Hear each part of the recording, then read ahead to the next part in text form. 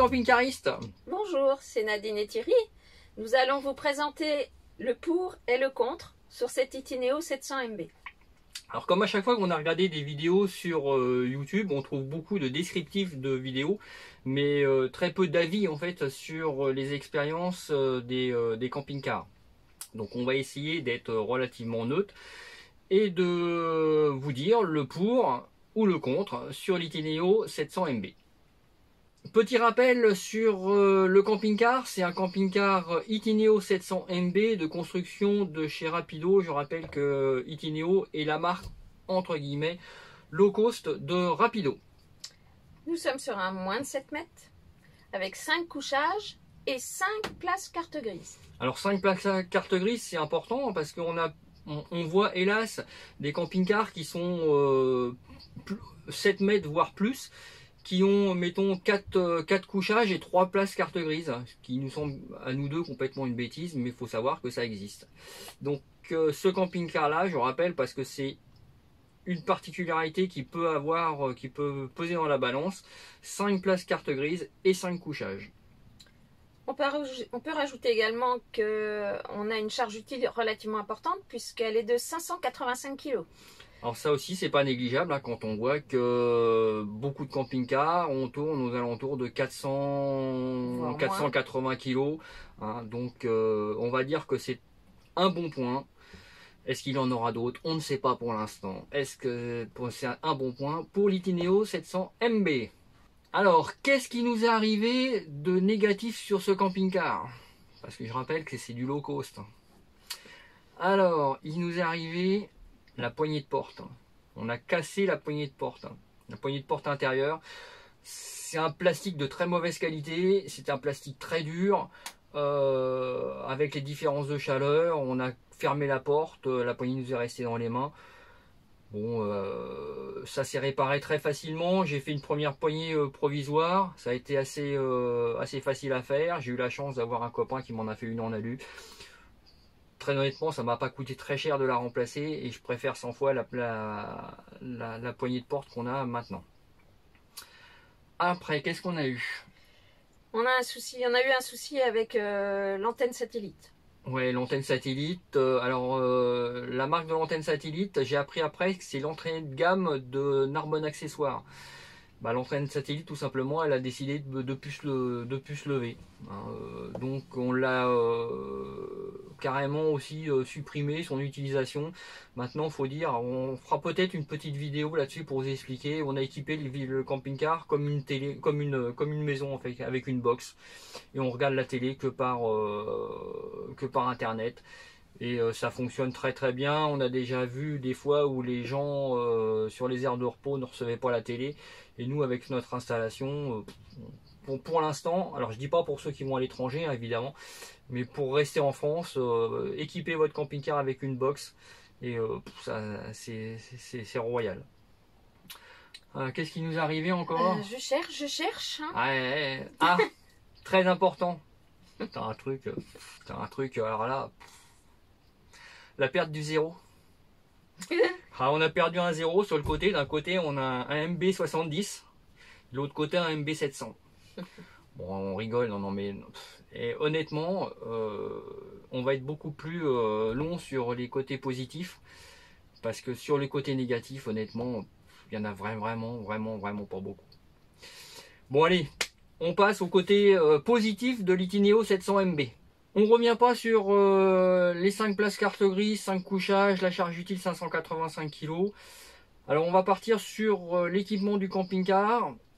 Alors les rangements, honnêtement, il y a des coffres partout. Vous l'avez vu dans la description, mais nous, ça nous arrive très souvent. On part pour une semaine, 15 jours, voire même un mois, et on a des coffres vides, quoi. Pourtant, on emmène tout ce qu'il faut. Et on a certains coffres qui sont ou vides ou très peu remplis, hein, notamment la soute verticale. Je trouve pas grand chose à mettre dedans. Hein. C'est vrai, j'emmène pas de canne à pêche, j'emmène pas de trucs comme ça, mais la grande soute arrière, elle est remplie à 30%. Donc non, au point de vue rangement, vraiment, que ça soit tous les coffres ou même au centre de pilotage, de conduite, vraiment tip top, rien à dire. On va passer à la literie.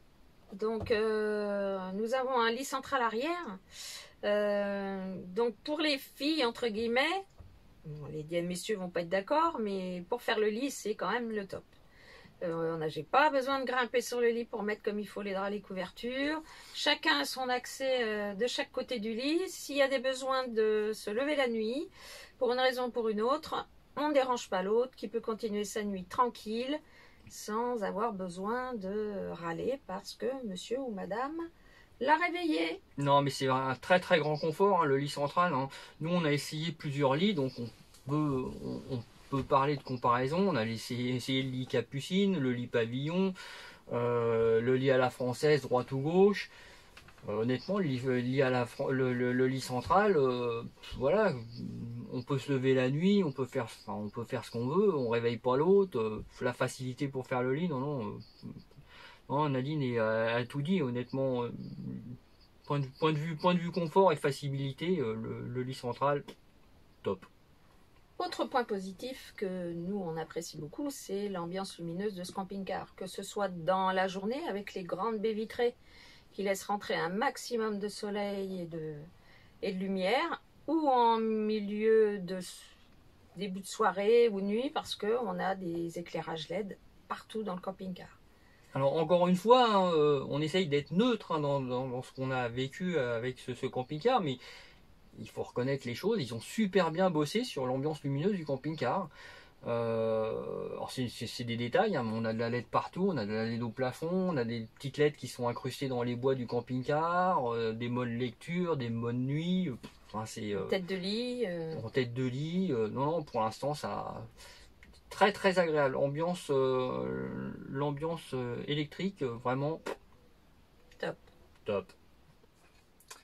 Un autre point, donc le cabinet de toilette et la douche. Donc le cabinet de toilette, il fait son travail, il n'est pas très grand, mais bon, pour un moins de 7 mètres, n'y passant pas 3 heures, ça suffit largement. Ouais, un cabinet de toilette de taille très classique pour ce genre de camping-car. La douche c'est pareil. Alors vous l'avez vu sur la vidéo, la particularité c'est que les portes de douche sont tout le temps ouvertes quand on roule et on les ferme quand on prend la douche. Et c'est pareil, la taille classique, on arrive à prendre sa douche normalement, on n'y passe pas 3 heures non plus. On n'a pas des gros gabarits, donc ça nous suffit largement. Un point sur le salon. Donc on est sur un salon en L.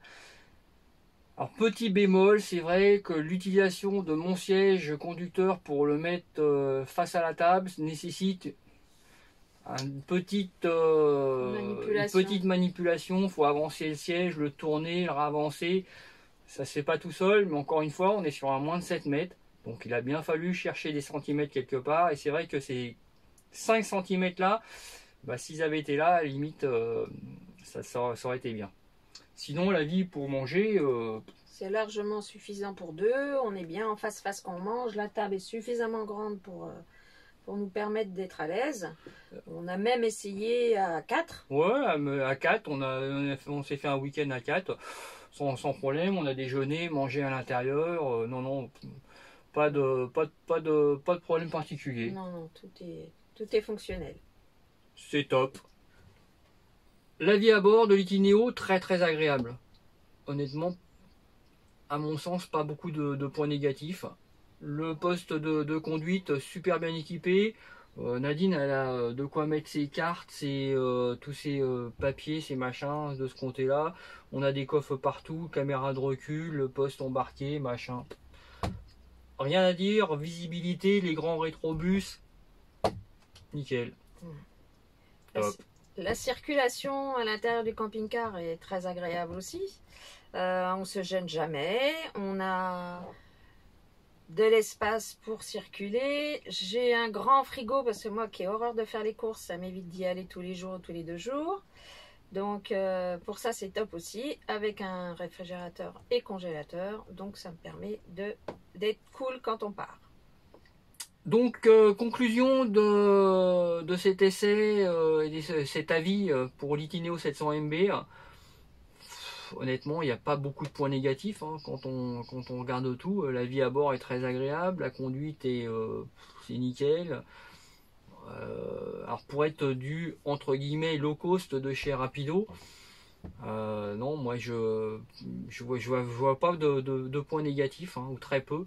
Alors, un gros point positif, hein, c'est le prix. Vous allez regarder le prix d'un camping-car de moins de 7 mètres, hein, parce qu'il fait 6,99.